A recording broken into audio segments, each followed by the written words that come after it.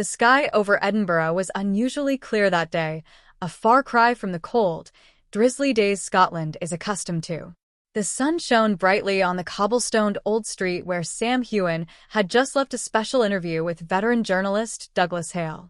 A crowd of fans stood outside, phones in hand, faces beaming with joy at the sight of their idol. Little did they know that in a few minutes, the social media world would explode with a shocking revelation. In a cozy studio with soft yellow lights, Sam sat down in the chair opposite Douglas, looking relaxed but with a hint of thoughtfulness in his eyes. Today, he was not promoting his new film, nor was he discussing Outlander. The conversation was deeper, more private, and more unexpected.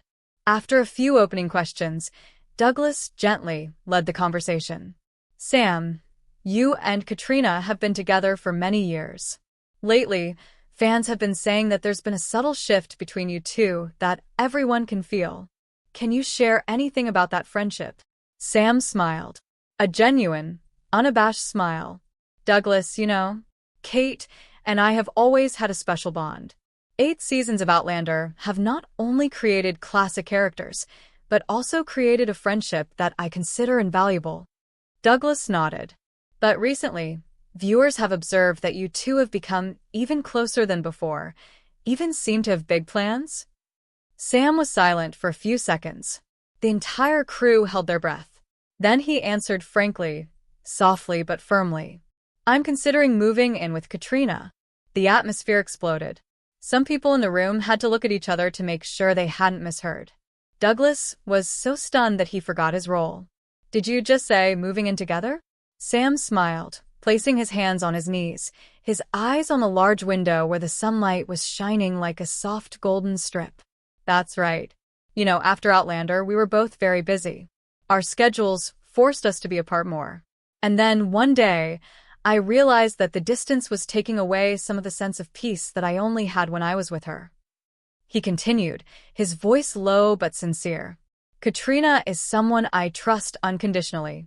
When I went through a scandal, she was the one who stood by me silently, without asking, without judging. Just being there, and that was enough to get me through it. Douglas sighed softly, as if the words had reached him personally. So, what does living together mean here? Is this a temporary plan, or long-term? Sam bowed his head slightly, pondering, then slowly replied. At first, I only thought of a practical solution, supporting work, helping both of us have more creative space. But the more I thought about it, the more I realized that I wanted to be closer to her. Closer, in a very natural way. We get along well in life, sharing passions like reading scripts, practicing lines, jogging in the morning. And most importantly, I feel safe when I'm with her. A staff member in the crew behind even put his hand to his mouth, unable to hide his shock. Douglas leaned in. Sam, are you worried that this sharing will cause fans to misunderstand the relationship between the two of you? Sam looks straight into the camera. His eyes are clear and unwavering. No. Because the truth is, there is only one. Our friendship transcends all conventional definitions. It has no labels. It is not up for discussion. It is a respect, a pure affection between two people who have been together for almost a decade. He pauses, then adds in a soft but powerful voice. And if I move in with Caitriona, it is a decision from the heart. When the interview ends, Sam walks out, and within minutes, the revealing video is posted. On Twitter, thousands of comments appear within 5 minutes. Oh my God. Is it true? I am screaming. Sam and Caitriona are living together? I can't believe it. This is the best news of the year. The forums explode. A series of articles analyzed, speculated, and some even compared old photos of the two actors, looking for clues to this unusual intimacy. Meanwhile, Sam had returned to his apartment, where the sun was slowly setting behind the ancient roofs of Edinburgh. He stood by the window, watching the stream of messages that continuously lit up the screen. But he only paid attention to the single message that had just appeared. Sam, we need to talk. Kate. His expression softened. His eyes seemed to light up with a ray of hope. Perhaps this was when everything really began. Not for a career, not for fame, but for a new chapter between two souls who had been together for more than a decade. And this time, Sam knew exactly where he wanted to go, and who he wanted to be with. Under the warm yellow light that filled the living room, the air between Sam Heughan and Caitriona Balfe seemed to be stretched into a thin layer of mist that only people who had been together for too long could see.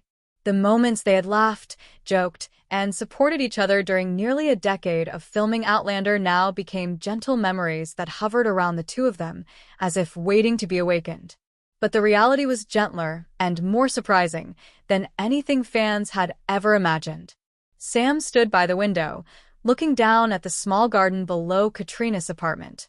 The moonlight shone on his face, highlighting his rare silence. Caitriona put her cup of tea on the table and walked over to him.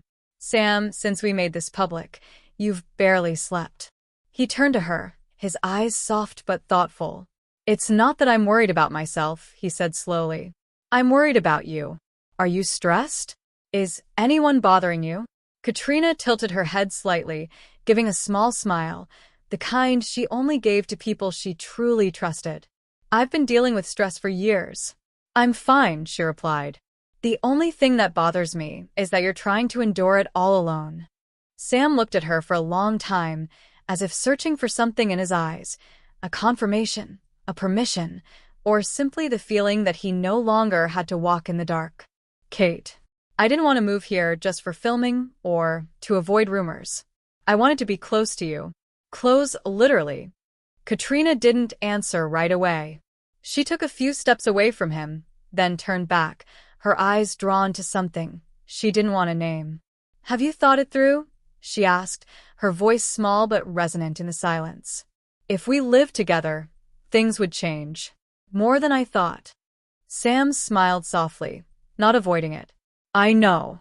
And I still want to." News of Sam's desire to move in with Caitriona continued to spread, but inside the small apartment, time slowed down. The days passed as if fate were testing out a different version of their lives, calm, intimate, without the stage, without the cameras. Caitriona grew accustomed to hearing Sam's footsteps in the kitchen every morning, his laughter as he read texts from friends, the clink of spoons against cups as he made coffee. The little sounds naturally crept into her routine. One evening, as they were reviewing drafts of the script for the new season, Sam suddenly put down the pad and leaned back in his chair. "I didn't think things would be this comfortable," he said. "Sometimes I was afraid we'd feel awkward." Caitriona laughed.